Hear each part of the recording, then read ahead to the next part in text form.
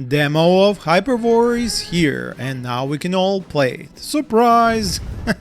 The solo indie developer behind this highly atmospheric modern combat RTS posted a short trailer on his YouTube channel and launched his demo on Steam with not just minimal fuss, but without even telling anyone about it in advance. So that means I'm here to tell you about it and ask you to play it, as well as to write some feedback and leave it on the game's Steam discussion board. For the developer will promptly act on it, like how he already added a frame limit settings option to prevent our GPUs from overloading with these Unreal Engine graphics he worked so hard to create for several years.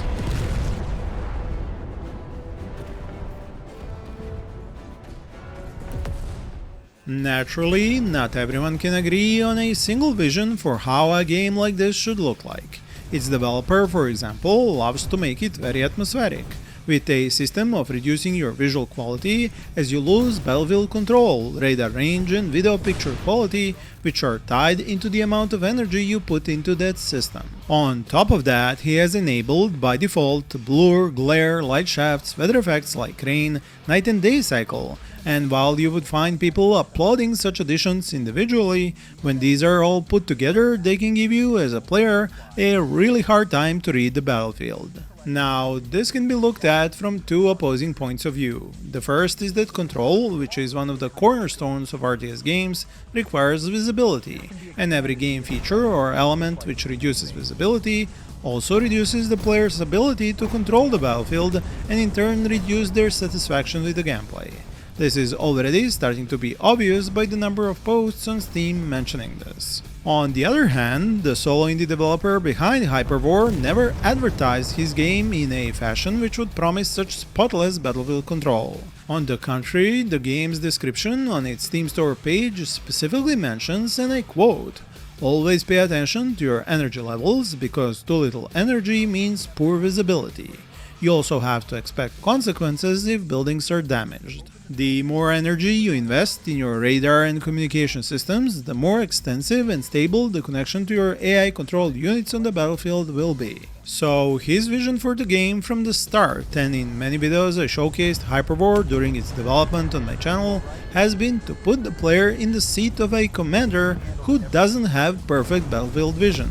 There is fog, there is rain, the weather is cloudy, light sources are scarce, a very dark night falls. You can't move your camera over the entire map, you lose control over units if they go outside your command range.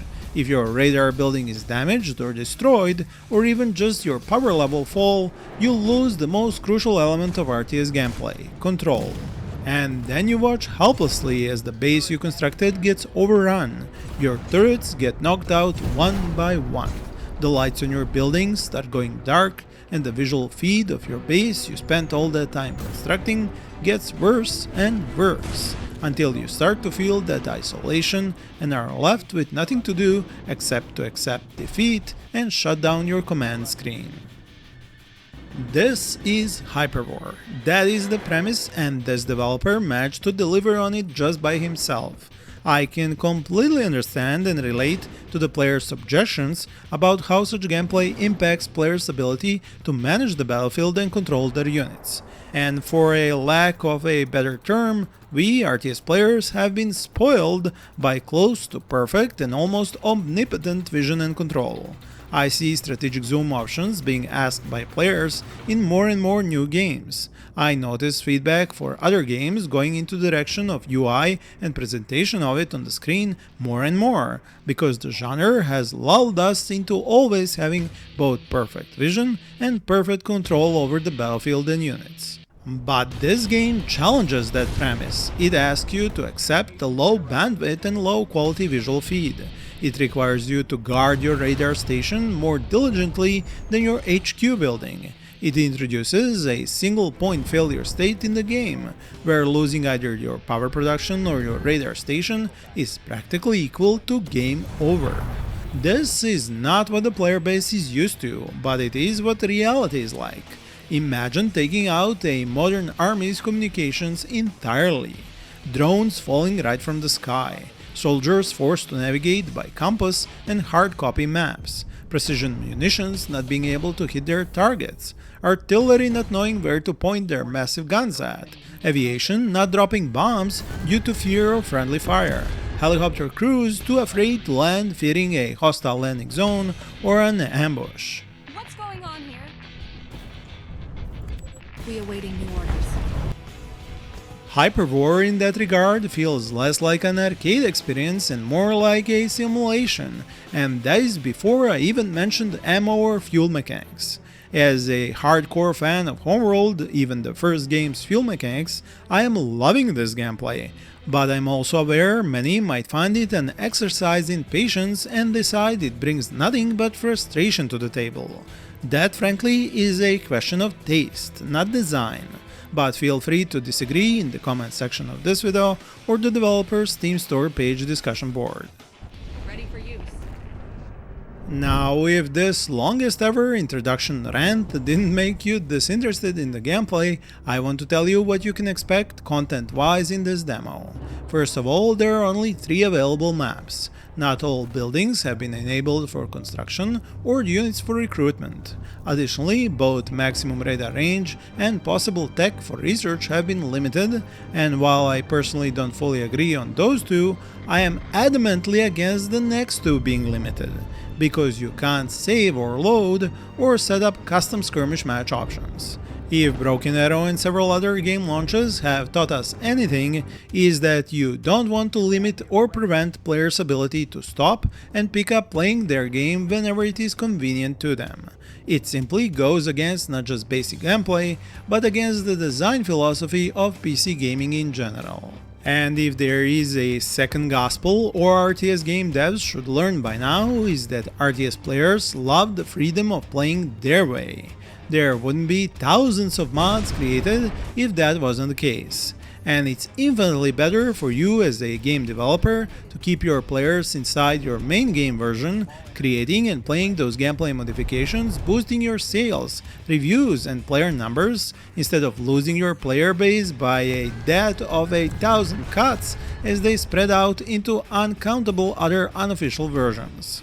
I am not going to spend time on naming examples of both of these 2 situations, but if you folks have your favorite examples, feel free to post them in the comments. You should know that this game does have air units already, like helicopters, but they haven't been enabled for this demo. You can see them in a video I will link up here and down in the description. What you will find in this demo, however, is a lot of quality of life features I wish more games had. First of all, the rally points from unit recruitment buildings can actually be expanded or reduced as an area. So if you put such a big rally point over a resource field, all resource collectors which go to it will automatically transform into resource extractors at the resource field. No micro required. Another great QOL feature are camera points you can save on the map, up to 10 of them, and you can even click on them while having a recruitment building selected, and that will turn that camera point into a rally point.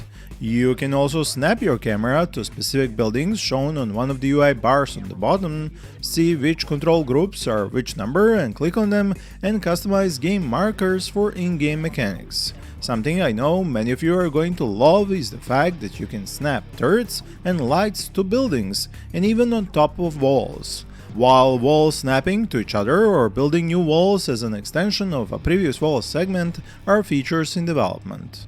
On the other hand, shields are already in the game and they can be snapped to any turret or building. They do drain power and will not last forever under fire. Now, units might not be very smart at moving into combat range or having much autonomy, but the formation system lets you deal with enemies and makes defending much easier. Because when you have a group of units selected, you can press the F key and a formation window will appear, letting you choose which formation units will move into.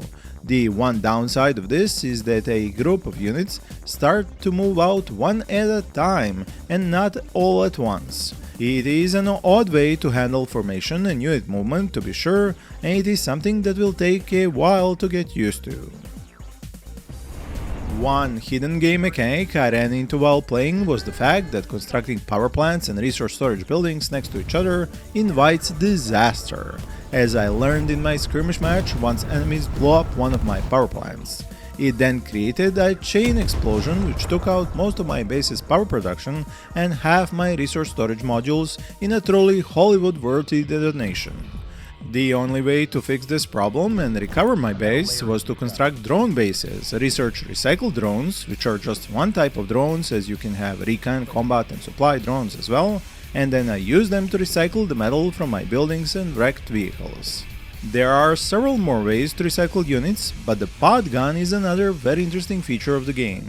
And while I did explain its functions in more depth in one of my previous videos on Hyperwar, linked up here and down in the description, I managed to use it a lot in the tutorial to repair, rearm and refuel units at a distance by launching repair and resupply containers to them.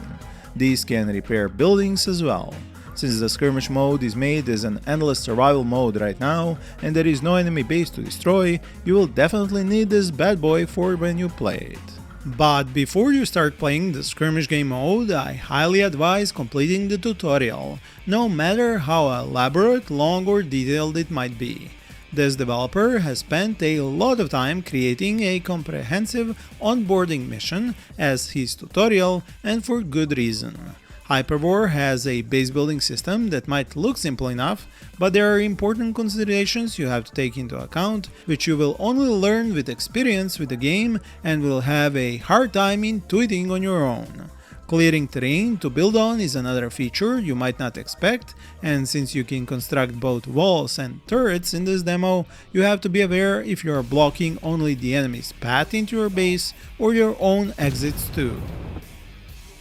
The conversion system that generates fuel and ammo is another part of the gameplay that you will not have faced in any previous game, and the sliders which control this might look simple but can prove very tricky to get right, especially as conditions on the map and battlefield change and you keep on expanding both your base and army size. Hyperwar was and still is one of the most anticipated new RTS games I have been looking forward to for years, and now that you can all join in and try it out, I hope the developer gets a lot of feedback from both players who like the current gameplay and those that don't. That is the only way to see the whole picture and move forward with a game design that is both unique but also one that many want to play. Let me know your impressions and opinions so far in the comments, and check out my other videos for even more new and upcoming RTS games. Thank you for watching and happy gaming!